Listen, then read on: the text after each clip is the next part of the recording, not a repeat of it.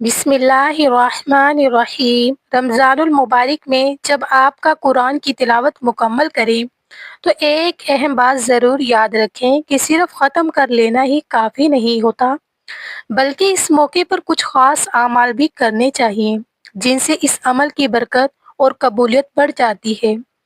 یہ بابرکت مہینہ وہ ہے جس میں دل قرآن کے قریب ہو جاتے ہیں، زبانیں تلاوت میں مشغول رہتی ہیں اور روح کو سکون ملتا ہے۔ بہت سے لوگ خوش نصیب ہوتے ہیں جو رمضان میں قرآن پاک مکمل پڑھ لیتے ہیں، لیکن اکثر کو یہ معلوم نہیں ہوتا کہ اس کے بعد کیا کرنا چاہیے۔ جب آپ قرآن مکمل کریں تو صرف خوشی منا کر چھوڑ دینا درست نہیں، بلکہ اس موقع پر دو اہم کام کرنے کی تلقین کی گئی ہے۔ یہ اعمال حدیث سے ثابت ہیں اور ہمارے نبی کریم صلی اللہ علیہ وسلم بھی ان کا اہتمام فرمایا کرتے تھے، جبکہ صحابہ کرام رضی اللہ تعالی عنہم بھی اس پر عمل کرتے تھے۔ یہ دونوں اعمال نہ صرف آپ کے ختم قرآن کو مکمل کرتے ہیں بلکہ اللہ تعالیٰ کی بارگاہ میں اس کی قبولیت کا ذریعہ بھی بنتے ہیں۔ آج میں آپ کے ساتھ انہی دو اہم اعمال کو نہایت سادہ اور آسان انداز میں بیان کرنے جا رہی ہوں، کیونکہ بہت سے لوگ واقعی یہ جاننا چاہتے ہیں کہ ختم قرآن کا درست اور مسنون طریقہ کیا ہے، اور قرآن پاک مکمل ہونے کے بعد ہمیں کیا کرنا چاہیے۔ یہ باتیں ہر اس شخص کے لیے ضروری ہے جو دل سے قرآن مجید سے محبت رکھتا ہے۔ محترم ناظرین، رمضان المبارک ایک ایسا بابرکت مہینہ ہے جس میں مسلمان عام دنوں کے مقابلے میں زیادہ شوق اور محبت کے ساتھ قرآن مجید کی تلاوت کرتے ہیں۔ اس کی سب سے بڑی وجہ یہ ہے کہ قرآن اور رمضان کا آپس میں بہت گہرا تعلق ہے۔ یہی وہ مہینہ ہے جس میں قرآن نازل ہوا، اسی لیے اس میں تلاوت کا خاص ذوق پیدا ہو جاتا ہے، دل نرم ہو جاتے ہیں اور انسان روحانی طور پر اللہ کے قریب محسوس کرتا ہے۔ اکثر ایسے لوگ بھی ہوتے ہیں جو پورے سال قرآن مکمل نہیں کر پاتے، مگر رمضان کی برکت سے وہ بھی ایک یا دو بار ختم قرآن کی سعادت حاصل کر لیتے ہیں۔ کوئی ایک ختم کرتا ہے، کوئی دو، اور کچھ خوش نصیب اس سے بھی زیادہ مرتبہ قرآن پاک مکمل کرتے ہیں۔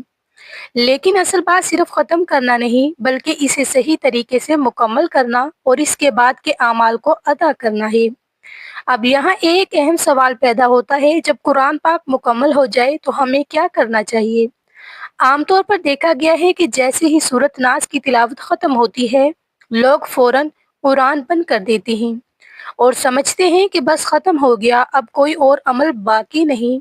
لیکن حقیقت یہ ہے کہ یہی وہ مقام ہوتا ہے جہاں ایک مومن کو رک کر سوچنا چاہیے، شکر ادا کرنا چاہیے اور وہ اعمال کرنے چاہیے جو اس تلاوت کو مکمل اور بابرکت بنا دے۔ یہی وہ جگہ ہے جہاں سے اصل خوبصورتی شروع ہوتی ہے۔ ختم قرآن کے بعد کے اعمال جو نہ صرف سنت سے ثابت ہیں بلکہ آپ کے پڑھے ہوئے قرآن کو اللہ کی بارگاہ میں قبول کروانے کا ذریعہ بھی بنتے ہیں۔ اب اگلے حصے میں ہم ان دونوں اہم کاموں کی تفصیل سے بیان کریں گے تاکہ آپ بھی آئندہ جب قرآن مکمل کریں تو اسے مکمل طریقے سے اور سنت کے مطابق انجام دے سکیں۔ اب چونکہ تلاوت مکمل ہو چکی ہے تو ضروری ہے کہ ہم سمجھیں کہ صرف قرآن بند کر دینا ختم قرآن کا صحیح اور مسنون طریقہ نہیں ہے۔ اگر ہم واقعی جاننا چاہتے ہیں کہ ختم قرآن کا درست طریقہ کیا ہے تو ہمیں سیدھے رسول صلی اللہ علیہ وسلم کی سنت کی طرف رجوع کرنا ہوگا۔ نبی کریم صلی اللہ علیہ وسلم جس انداز سے قرآن مجید ختم فرمایا کرتے تھے وہی ہمارے لیے اصل رہنمائی ہے۔ احادیث اور آثار سے معلوم ہوتا ہے کہ آپ صلی اللہ علیہ وسلم قرآن کے آخر پر رکنے کی بجائے فوراً دوبارہ آغاز فرما دیتے تھے، یعنی قرآن کے آخر کو اس کے آغاز کے ساتھ جوڑ دیتے تھے۔ ایک روایت میں آتا ہے کہ ایک شخص حضرت عبداللہ بن عباس رضی اللہ تعالی عنہ کی خدمت میں حاضر ہوا اور عرض کیا کہ وہ ایک ہی رات میں قرآن مجید بہت تیزی سے مکمل کر لیتا ہے۔ حضرت ابن عباس رضی اللہ تعالی عنہ نے نہایت حکمت سے فرمایا کہ بہتر ہے کہ سورۃ بقرہ اور سورۃ آل عمران کو غور و فکر اور ٹھہر ٹھہر کر پڑھا جائے، بجائے اس کے کہ پورا قرآن جلدی جلدی ختم کر دیا جائے۔ اس واقعے سے واضح ہوتا ہے کہ قرآن کی تلاوت میں رفتار سے زیادہ اہمیت تدبر، سکون، سمجھ بوجھ اور غور و فکر کو حاصل ہے۔ انہوں نے اس شخص کو ایک اہم نصیحت بھی فرمائی کہ جب آپ کا قرآن کی آخری سورت تک پہنچ جائیں اسے آخری نہ بنائیں بلکہ فوراً سورت فاتحہ سے دوبارہ آغاز کریں۔ اس کا مقصد قرآن کے آخر کو اس کے آغاز کے ساتھ جوڑنا ہے اور یوں ختم قرآن کا ایک خوبصورت اور مصنون طریقہ اختیار کیا جاتا ہے۔ لہٰذا ختم قرآن کا صحیح طریقہ یہ ہے کہ جب سورت ناس مکمل ہو جائے تو فوراً قرآن بند نہ کریں، اسی وقت سورت فاتحہ سے دوبارہ تلاوت شروع کر دیں۔ اس کے بعد سورت بقرہ کی ابتدائی چند آیات پڑھیں یہاں تک کہ دل اور ذہن کے ساتھ قرآن کا پہلا عمل مکمل ہو جائے۔ احادیث سے یہ بھی معلوم ہوتا ہے کہ نبی کریم صلی اللہ علیہ وسلم سورت ناس کے بعد سورت فاتحہ اور پھر سورت بقرہ کی چند ابتدائی آیات کی تلاوت فرماتے اور اسی کے بعد اپنی مجلس سے اٹھتے تھے۔ اس سے ظاہر ہوتا ہے کہ آپ صلی اللہ علیہ وسلم ختم قرآن کے بعد فوراً نئے ختم کا آغاز فرماتے تھے تاکہ تلاوت میں تسلسل، تدبر اور برکت قائم۔ یوں سمجھے کہ نبی کریم صلی اللہ علیہ وسلم قرآن کے ساتھ اپنا تعلق کبھی منقطع نہیں ہونے دیتے تھے۔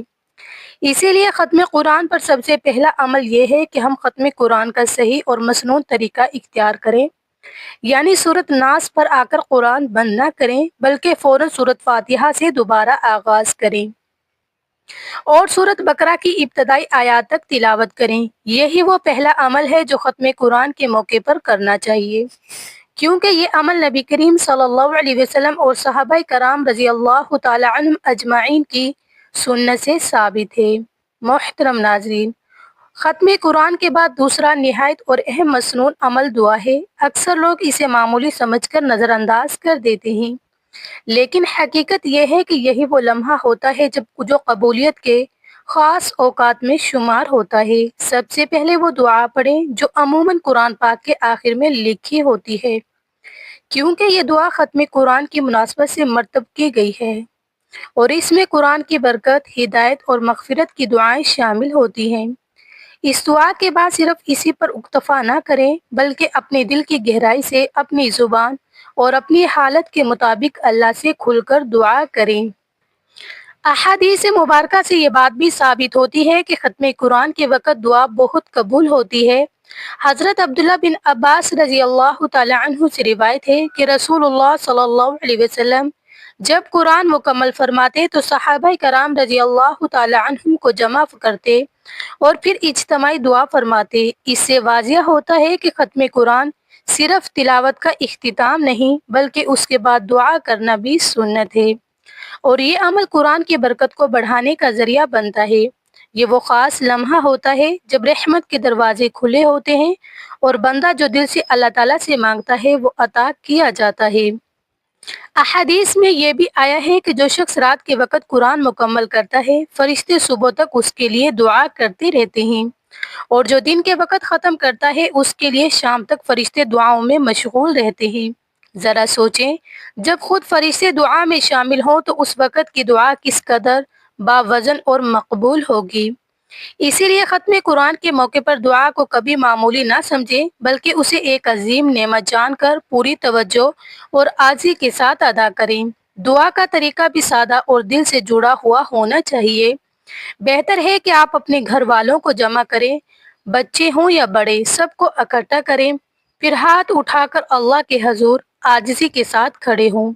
سب سے پہلے درود پاک پڑھیں، کیونکہ درود پاک دعا کی قبولیت کا ذریعہ بنتا ہے۔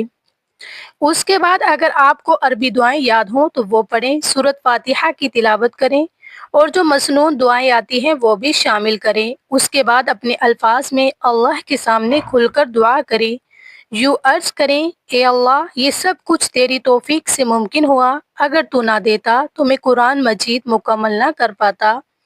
اے میرے مالک، اگر تلاوت میں کوئی کوتاہی یا بے ادبی ہوئی تو اپنی رحمت کے صدقے معاف فرما دے۔ پھر جو ثواب اللہ نے عطا فرمایا ہے اسے نبی کریم صلی اللہ علیہ وسلم کی بارگاہ میں پیش کریں۔ اگر دعا کرنے والا مرد ہے تو مردانہ انداز میں، اور اگر عورت ہے تو اپنی حالت کے مطابق دعا کرے۔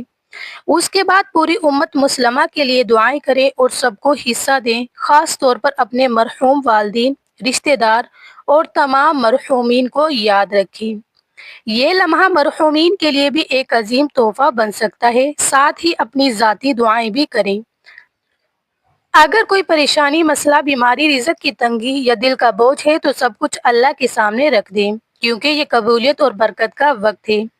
بدقسمتی سے آج کل بہت سے لوگ ختم قرآن کو محض ایک رسمی عمل سمجھ لیتے ہیں۔ قرآن مکمل ہوا، بس ایک پرچی امام کے پاس بھیج دی کہ ختم ہو گیا، نہ دعا، نہ عاجزی، نہ اللہ سے مانگنا۔ حالانکہ قرآن کو صرف بخشنے کا یہ تصور درست نہیں۔ قرآن مجید کے ہر حرف پر نیکیاں خود بخود لکھ دی جاتی ہیں، اور اس کا ثواب کسی شرط کے ساتھ مشروط نہیں۔ اصل چیز تلاوت ہے، نیت ہے، اور وہ دعا ہے جو ختم قرآن کے بعد کی جاتی ہے۔ اگر انسان دل سے دعا کرے، آسی کے ساتھ مانگے اور اللہ کی رحمت پر یقین رکھے تو یہی ختم قرآن کا اصل حسن اور مقصد ہے۔ اسی لیے ختم قرآن کے بعد دعا کا اہتمام کریں، کیونکہ یہی عمل قرآن کی برکتوں کو ہماری زندگی میں منتقل کرنے کا سب سے مؤثر ذریعہ ہے۔ محترم ناظرین، جیسے ہی آپ قرآن پاک کی تلاوت مکمل ہوتی ہے، یہ وہ لمحہ عام نہیں رہتا، بلکہ ایک خاص گھڑی بن جاتی ہے جس میں دعا کی قبولیت کے دروازے کھل جاتے ہیں۔ قرآن و حدیث سے یہ بات واضح ہے کہ ختم قرآن کے وقت دعا کرنا نہایت اہم اور مسنون عمل ہے، مگر بدقسمتی سے بہت سے لوگ اس عظیم موقع سے غفلت برتتے ہیں اور دعا کا اہتمام نہیں کرتے، حالانکہ یہی وہ وقت ہوتا ہے جب دعا خاص طور پر قبول کی جاتی ہے۔ قرآن مجید ہمیں دعا کی ترغیب دیتا ہے۔ اللہ تعالیٰ ارشاد فرماتا ہے، وَقَالَ رَبُّكُمْ ادْعُونِي أَسْتَجِبْ لَكُمْ، یعنی اور تمہارے رب نے فرمایا، مجھ سے دعا کرو، میں تمہاری دعا قبول کروں گا۔ جب اللہ تعالیٰ خود بندے کو دعا کی دعوت دے رہا ہو تو سوچیں کہ ختم قرآن جیسے عظیم عمل کے بعد دعا کی قبولیت کس قدر زیادہ ہوگی۔ قرآن کی تلاوت خود ایک عبادت ہے، اور عبادت کے بعد دعا کرنا نہ صرف سنت الہی ہے بلکہ سنت نبوی صلی اللہ علیہ وسلم بھی ہے۔ احادیث مبارکہ میں ختم قرآن کے وقت دعا کی فضیلت بیان ہوئی ہے۔ حضرت عبداللہ بن عباس رضی اللہ تعالی عنہ سے روایت ہے کہ نبی کریم صلی اللہ علیہ وسلم اور صحابہ کرام رضی اللہ تعالی عنہم اجمعین جب قرآن پاک ختم کرتے تو سب کو جمع کر کے دعا فرماتے۔ اس سے معلوم ہوتا ہے کہ ختم قرآن کے بعد دعا کرنا صرف نیک عمل نہیں بلکہ نبی کریم صلی اللہ علیہ وسلم کی سنت بھی ہے۔